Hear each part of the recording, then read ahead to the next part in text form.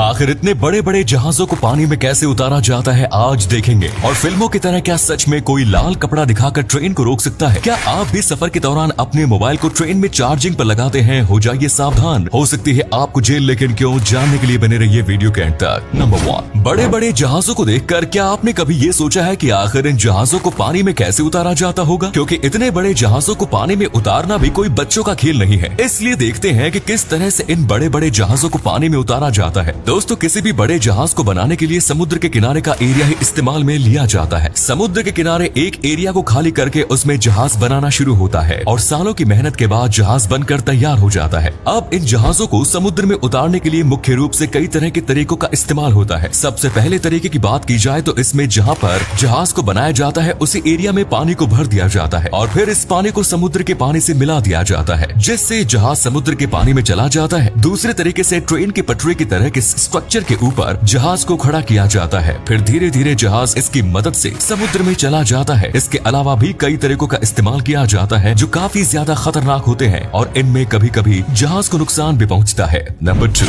आपने फिल्मों में देखा होगा कि कोई भी शख्स लाल कपड़ा दिखाकर बहुत ही आसानी से ट्रेन को रोक देता है, लेकिन क्या सही में इतना आसान होता है किसी ट्रेन को लाल झंडी दिखाकर रोकना? चलिए जानते हैं। दरअसल कोई भी शख्स लाल झंडी दिखाकर ट्रेन को रोक तो सकता है, लेकिन ट्रेन रोकने की कोई ठोस वजह होनी चाहिए, जैसे ट्रेन की पटरी कहीं पर टूटी हो या फिर आगे कोई ऐसी दिक्कत हो जिससे ट्रेन जाकर टकरा सकती है। तभी आप लाल झंडी दिखाकर ट्रेन को रोक सकते हैं। और अगर आपने ट्रेन को बिना किसी वजह से लाल झंडी दिखाकर रोक दिया तो आपको इससे बहुत बड़ा नुकसान होगा, क्योंकि आपको इस जुर्म से लंबे समय तक के लिए जेल भी हो सकती है और साथ में आपको जुर्माना भी देना पड़ सकता है। नंबर 3, क्या आपको पता है कि जब भी कोई फ्लाइट इमरजेंसी लैंडिंग करती है तो वो अपना सारा ईंधन हवा में ही उड़ा देती है, जिससे फ्लाइट कंपनियों को लाखों रुपए का घाटा होता है। लेकिन क्यों ये कंपनियां इमरजेंसी लैंडिंग कराते समय अपना लाखों रुपए का ईंधन उड़ा देती है? क्या बिना फ्यूल उड़ाए लैंडिंग नहीं हो सकती? चलिए जानते हैं। दरअसल जब भी कोई फ्लाइट उड़ान भरती है तो उसमें कुछ ज्यादा ही फ्यूल भरा जाता है, क्योंकि फ्लाइट में 1 kg ज्यादा फ्यूल भी ज्यादा मायने रखता है। और जब कोई ऐसी सिचुएशन हो जिसमें किसी व्यक्ति की जान जा सकती है तो इस समय पायलट फ्लाइट की इमरजेंसी लैंडिंग कराने में सोचता है और लैंडिंग के लिए प्लेन का फ्यूल हवा में उड़ा दिया जाता है, क्योंकि प्लेन को लैंड कराने के लिए एक मैक्सिमम वजन निश्चित होता है। अगर वजन उससे ज्यादा हो गया तो प्लेन क्रैश भी हो सकती है और इसीलिए पायलट इमरजेंसी लैंडिंग कराते समय फ्यूल को उड़ा देते हैं। नंबर 4, आपने बहुत सारे ऐसे कुत्ते देखे होंगे जिनके मालिक उन्हें डरावना दिखाने के लिए किलो वाले पट्टे पहनाते हैं, जिसे देखने पर ये कुत्ते वाकई में डरावने लगते हैं। लेकिन इसका मतलब ये नहीं कि इनके मालिक इनको खूंखार दिखाने के लिए ही ये पट्टे पहनाते हैं। दरअसल इसके पीछे की वजह कुछ और है, क्योंकि बहुत लोग ऐसे होते हैं जो जंगल के करीब या फिर ऐसी जगह रहते हैं जहाँ पर खूंखार जानवर के आने का खतरा बना रहता है, और ये पट्टे इन खूंखार जानवरों से कुत्तों की रक्षा करते हैं, क्योंकि ज्यादातर जंगली जानवर जैसे शेर, चीता वगैरह किसी पालतू जानवर की गर्दन पर ही हमला करते हैं, और अगर वो जानवर इन कुत्तों पर हमला करेंगे तो उनके मुंह में ये नुकीला पट्टा चुभ जाएगा और ये कुत्ते उन खतरनाक जानवरों का शिकार होने से बच जाएंगे। इसलिए ये नुकीला पट्टा इन कुत्तों को पहनाया जाता है। नंबर 5, अगर आप रेल में सफर कर रहे हैं और अचानक से आपके मोबाइल की बैटरी खत्म हो जाए तो जाहिर सी बात है आप अपने मोबाइल को ट्रेन में लगा देंगे, और कुछ लोग तो मोबाइल को अपने पास रख के रात में लगाकर सो भी जाते हैं। लेकिन क्या आपको पता है कि रेलवे के एक नियम के अनुसार आप रात में अपने मोबाइल को नहीं चार्ज कर सकते, और इसके पीछे की वजह जानकर आप भी कभी रात में अपने मोबाइल को ट्रेन में नहीं लगाएंगे। दरअसल कुछ समय पहले दिल्ली से देहरादून जाने वाली शताब्दी एक्सप्रेस में भयंकर आग लग गई, और यह आग किसी चीज से नहीं बल्कि मोबाइल से लगी थी, क्योंकि किसी शख्स ने रात में अपना मोबाइल लगाकर छोड़ दिया, जिससे ओवरहीट के कारण ट्रेन में भयंकर आग लग गई। और इसीलिए रेलवे ने यह नियम लागू किया है कि कोई भी शख्स रात में अपने मोबाइल को ट्रेन में नहीं चार्ज कर सकता। नंबर 6, कुछ समय पहले कर्नाटक के बाड़ी स्टेशन पर ट्रेन का इंजन बदला जा रहा था और उसी समय ट्रेन का ड्राइवर ट्रेन से नीचे उतर आया, लेकिन आपको जानकर हैरानी होगी कि उस ड्राइवर ने ट्रेन का इंजन स्टार्ट ही छोड़ दिया, और जब कुछ देर बाद ड्राइवर ने देखा तो उसके पैरों के नीचे से जमीन खिसक गई, क्योंकि ट्रेन के आगे की ओर जाने लगी और धीरे धीरे ट्रेन ने काफी स्पीड पकड़ ली। और उसके बाद जो ड्राइवर ने किया उसे सुनकर आप भी ड्राइवर की तारीफ करेंगे। दरअसल पहले तो ड्राइवर ने ट्रेन का पीछा किया, लेकिन ट्रेन काफी स्पीड से चल रही थी, इसीलिए वो इंजन के पास नहीं पहुंच पाया। आखिर में उसने एक बाइक मंगाई और पीछे स्टेशन मास्टर को बैठाकर ट्रेन का पीछा करने लगा। लगभग 20 मिनट तक उसे ड्राइवर ने ट्रेन का पीछा किया और आखिर वो ट्रेन इंजन के पास पहुंच गया और बाइक से कूदकर ट्रेन में चढ़ गया, और जैसे तैसे करके उस ड्राइवर ने ट्रेन के इंजन को बंद कर दिया। नंबर 7, ये बात तो आप लोगों को मालूम होगी कि यूरोप से एशिया तक का समुद्री मार्ग वास्को डी गामा ने 20 मई 1498 ईस्वी में खोजा था, जो केरल के कालीकट बंदरगाह पर पहुंचा। पर क्या आप जानते हैं कि वास्को डी गामा ने भारत में आते ही किस फल को खाया था जिससे उसके सारे घाव भर गए? दरअसल यूरोप से एशिया तक के सफर में वास्को डी गामा को कई चुनौतियों का सामना करना पड़ा, जिससे उसको बहुत सारे घाव हो गए और इन घाव से वास्को डी गामा को बहुत ज्यादा दर्द हो रहा था। तभी भारत आकर वास्को डी गामा ने स्थानीय लोगों से संपर्क किया और भारत के लोगों ने वास्को डी गामा को पपीता खिलाया, जिससे कुछ दिनों बाद वास्को डी गामा के सारे घाव भर गए और ये फल वास्को डी गामा को इतना ज्यादा पसंद आया कि उसने इस फल के बीज को इकट्ठा करके अपने देश पुर्तगाल ले गया और वास्को डी गामा ने इस फल को सुनहरे फल के नाम से संबोधित किया। और अगले फैक्ट पर जाने से पहले फोटो को ध्यान से देखिए और बताइए किसका फोटो दिखाई दे रहा है। इससे पता लगेगा आपका दिमाग और आंखें कितनी तेज है। मिलते हैं आपको 5 सेकंड्स।